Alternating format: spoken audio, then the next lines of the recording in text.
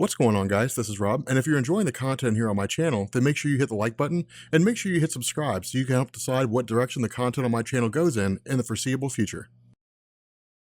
Okay, so continuing on with Superior Spider-Man, we're officially into the story without Peter Parker, and it's actually kind of cool here. I mean, Peter Parker's cool and everything, but the idea of doing a story where Dr. Octopus takes over the body of Peter Parker is something that I'd like to see focused on strictly as him without influence from Peter Parker. And Dan Slott gives us that. I mean, this first issue is actually called Independence Day, because he's basically free of the control of Peter Parker, or at least the influence of Peter Parker. Now, the cool thing about this is it allows Dan Slott to set the stage for everything in all new, all different Amazing Spider-Man. Because remember, you have Superior Spider-Man, the whole run, 33 issues, you've got Spider-Verse, and which Spider-Verse wasn't really necessary. It's kind of a cool story, but it's not really necessary by any standard of measurement. It's almost completely and totally self-contained. And then you have two story arcs from Amazing Spider-Man, and then all new, all different Marvel happens. So again, it's pretty cool in terms of how all this just segues directly into the current run of Amazing Spider-Man under Dan Slott, Clone Conspiracy, and all that kind of good stuff. But what this does is it shows us how streamlined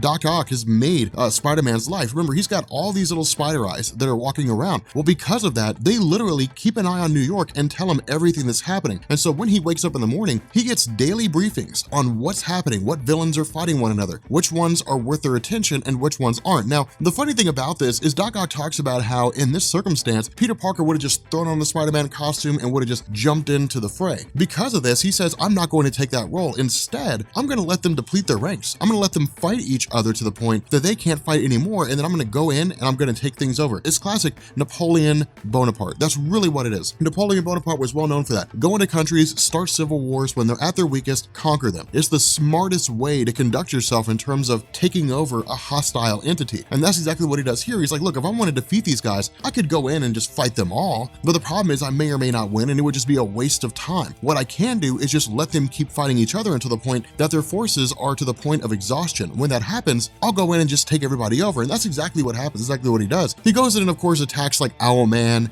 and a handful of others. But the other thing that I want to point out here is how strong Spider-Man is. When I was going through Spider-Man number 700, we were going through like, Dying Wish and Suicide Run and all those stories that led up to Superior Spider-Man. One of the things that I wanted to hold off on talking about was the idea of how strong Spider-Man is. Now, Sal over at Comic Pop has done several videos on my channel, which you'll find down in the description, where we run over Spider-Man stuff. And Sal is one of the foremost knowledgeable people about Spider-Man that I've ever met. It's literally his bread and butter. Like it's crazy how knowledgeable he is about Spider-Man. But historically speaking, there's been references to Peter Parker pulling his punches, but in Amazing Spider-Man number 700, Dr. Octopus confirmed that. And that's the significance of those kind of things in comic books. It's one thing for a character to say, I'm really powerful. It's another for other characters to say, yes, they are really powerful. To confirm it by virtue of another character gives it a little more substance. Now, again, it's just whatever the writers want it to be, and so take it for what it is. But the fact remains here that with Dr. Octopus fighting against Scorpion in Superior Spider-Man, in Amazing Spider-Man number 700, he punched him in the jaw so hard that he knocked his jaw off. And that's when Dr. Octopus realized how strong Peter Parker is, and that as Spider-Man, he'd basically been pulling his punches the entire time. Now, the reason why that was significant is because what it means is going forward in this story, the stories before it, as part of Superior Spider-Man, is that Doc Ock had to recognize how easy it would be for him to kill foes. That's one of the first things that Peter Parker started to realize in the Ultimate Universe. It's the first thing he realized to his detriment when he killed a person. So because of this, it's really kind of cool to see it all unfold. But again, one of the other things going on behind the scenes here is the return of Norman Osborn, really as the Green Goblin. Now keep in mind, Norman Osborn has and always will be a Spider-Man villain, but he had a lot of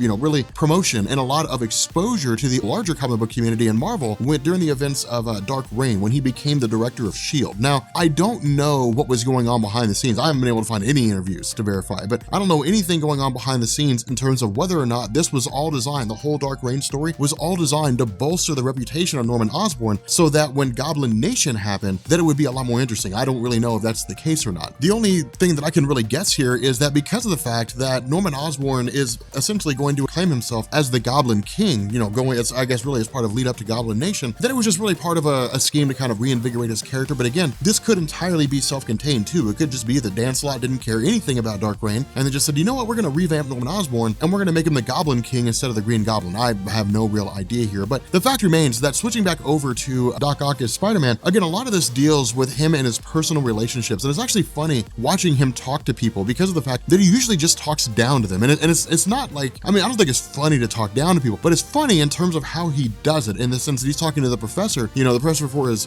thesis, and he's like, man, this guy's a buffoon, and he talks to him that way. Like, he literally finishes his test, takes it over, hands it in, and says, don't bother worrying about it, I aced the whole thing. You don't have to check it, but you can if you want. But if you did, you'd just be wasting your time. So it's funny to kind of see him interacting that way. But again, you know, with regards to Goblin King bolstering his ranks, he's basically grabbing all these different individuals, these different henchmen, part of these small-time criminals or just petty thieves or what have you, and having them operate as part of his scheme in order to essentially try to take over New York. Now, again, a lot of this is leading up to Goblin Nation, so it's just these pages here and there, you know, where some small things happen with regards to the Green Goblins. But what ends up happening here is some of these goblins attack Mary Jane Watson's nightclub. This whole attack coincides with dinner that Spider-Man is having with Anna Maria. Now, remember, Anna Maria is part of All New, All Different Marvel. She's a woman of a diminutive size, but she's also really interesting. And the reason why is because with her being as intelligent as she is, she doesn't really cook using conventional methods. And in fact, what she's doing is she's making a carbonated sorbet using dry ice. But it's really cool because they're basically making ice cream. Now, of course, this is great in and of itself because ice cream is an anytime meal. Like, you can have ice cream anytime. That's one of the great things that I love about ice cream. My personal favorite is cookies and cream. I want to know what your personal favorite is. I love cookies and cream.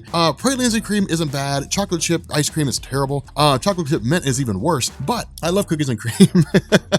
But what this does is it sets the stage for romance between the two of them. And the reason why is because when the dry ice is dropped, you know, of course, Spider-Man reaches in, grabs it, and then just kind of lets it go, realizing, you know, that it hurts him. But Anna Maria kind of patches him up, and the two of them share a kiss. Now, this is cool because with the character of Anna Maria, what she's going to do is begin the process of transitioning Dr. Octopus away from being a bad guy. And in fact, almost the entirety of his motivation with regards to, you know, All New, All Different Marvel and all that stuff is going to be rooted in his love for Anna Maria. So that's the coolest thing about it. That's one of the things that I really dig about that. But again, it's also Dan Slott messing with the idea of Mary Jane Watson finding love of her own when the entire incident with the attack on her nightclub, the resulting fire and so on, is met by the fire department, and she comes across a guy named Pedro. So again, you know, Dan Slott's kind of toying with this notion of the two of them going their own separate ways. I mean, it's already established at this point by virtue of the things that he's written into the story that, you know, Superior Spider-Man and Mary Jane Watson are never going to get together. But the other half of this is, again, the way that the entire Spider-Man process has been streamlined. The fire department showing up at Mary Jane Watson's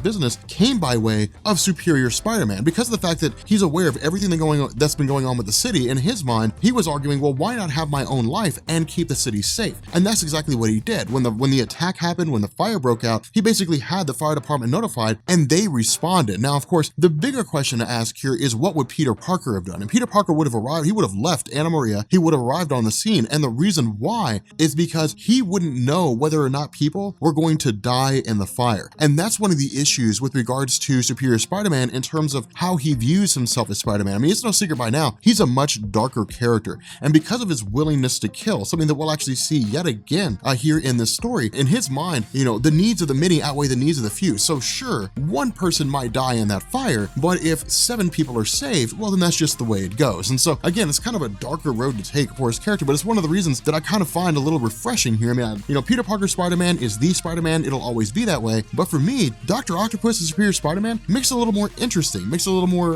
you know, a little more visceral in terms of how somebody with his mind would operate in a position like that. Now, of course, at this point, we transition over to J. Jonah Jameson with the execution of Spider Slayer. Now, keep in mind, we talked about this when we first started Spider-Man big time, and we had Spider Slayer,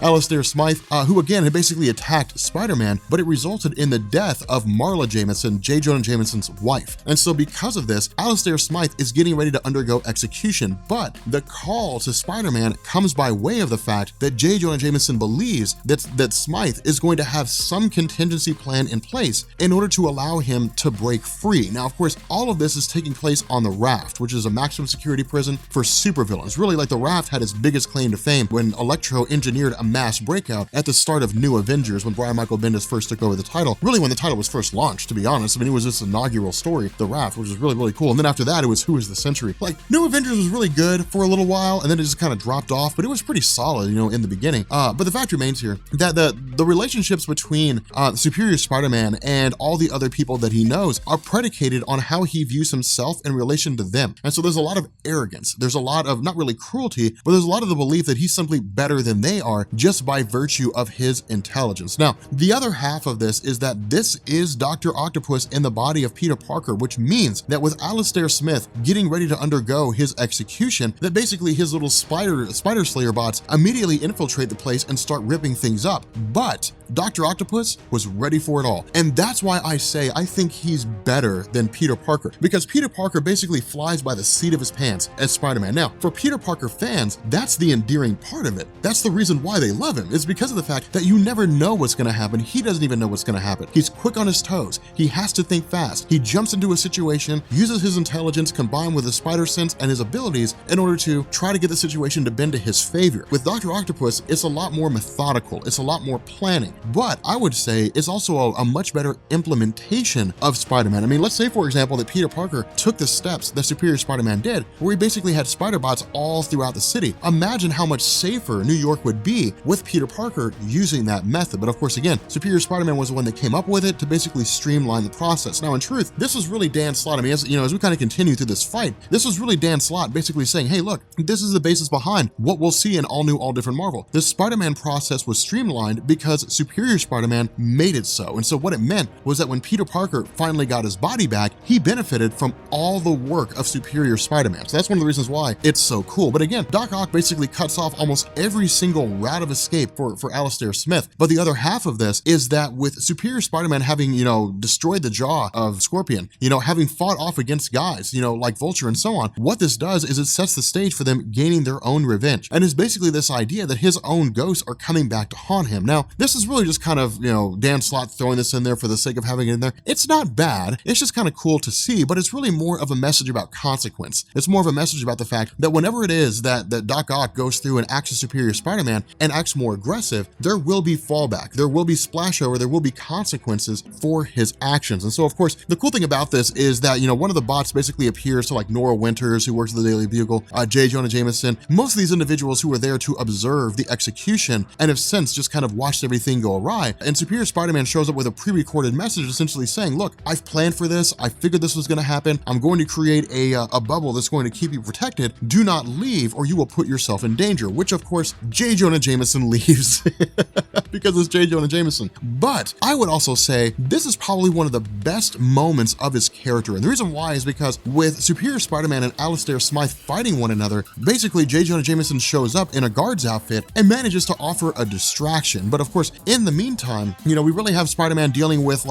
Scorpion and dealing with Vulture and so on, and he's able to hold off his own. He's able to do pretty well. But then we also have Doc Connors being freed from his cell when Alistair Smythe takes power down to the facility. Now, keep in mind, we talked about Doc Connors. I mean, historically speaking, Lizard's always just been a villain of Spider-Man. He was driven more by like impulse and instinct and, his desire to kill Spider-Man more so than anything else. But we had talked during, really during big time in the events leading up to Superior Spider-Man that Doc Connors, the Connors persona, had basically taken over. It had been quite some time since he was the notable villain that we'd all known, the guy who just kind of ripped things up. Instead, he was very much himself. And so where he would be freed and we would think he would join in the fray against Superior Spider-Man, he actually doesn't. Instead, he basically fights as a good guy because it is Doc Connors fighting, with the Doc Connors mind. And so because of this, in the mind of Superior Spider-Man, Alistair Smythe represents just incorrigibility. The fact that Smythe will not stop until he kills J. Jonah Jameson basically continues his campaign of eliminating everybody that he simply just doesn't like or that has harmed him in some form or fashion. And so where we end up having Scorpion attempting to attack J. Jonah Jameson, we end up having Doc Connors jump into the fray. Now, this was actually really, really cool to see. And the reason why was because when it comes to the different foes of Spider-Man, Spider-Man has some of the most recognizable villains in comic book. Comic Pop made a really good point about that during an episode of the Weekly Pull about how Spider-Man has some of the most notable villains in the realm of comic books. I mean, I would say that like Dr. Octopus, Scorpion, Venom, Carnage, those are some of the most popular villains to have ever appeared. I mean, you have guys like Lex Luthor, and Darkseid, who are always going to be, at the very, very top. You've got guys like the Joker, who is at the very top. If you look at almost every single list of the most popular villains to have ever existed, but Spider-Man always has a very popular rogues gallery. The difference here is this is not Peter Parker facing off against these guys. This is Dr. Octopus. But to have Doc Connors allying himself with J. Jonah Jameson fighting against the Scorpion, it's a cool thing. It's actually a really interesting turn of events to see. And so because of this, essentially Doc Connors overpowers Scorpion in the extreme. I mean, there's really no contest here. He absolutely wrecks him. And the reason why is because it's just so much organic strength in Lizard himself. And so it's really kind of a funny situation to see. But the fact remains here, jumping back over to Superior Spider-Man, because of the fact that these bots are essentially being made to fail, because they're being engineered and being shut down, what it means is that the various abilities of these, different guys are effectively going away. Vulture's going back to being a blind guy, so on and so forth. They're not nearly as capable as they were a second ago. So again, with everything effectively having come to an end, with them all having been defeated, Alistair Smythe makes one last ditch effort to try to destroy Superior Spider-Man. But in truth, he's fighting on fumes. I mean, he's really got nothing left. And so Superior Spider-Man essentially takes him out and kills him. And he basically says, look, where Alistair Smythe intended to basically switch bodies with Superior Spider-Man in the same way that Dr. Octopus switched bodies with Peter Parker, Doc Ock says, no, that's the first thing that any villain facing off against me would try to do, is take over my body if they have any measure of intelligence. He says, I planned for that. But then what he also does is, in his dying moments, Superior Spider-Man reveals that he's actually Doc Ock to Alistair Smythe. And so again, basically bringing his body back up and essentially saying, this guy's dead, he's not going to bother us anymore. What he does is, on the way back to the island, Superior Spider-Man reveals to J. Jonah Jameson that he had recorded a conversation between the two of them. And in this conversation, J. Jonah Jameson had stated,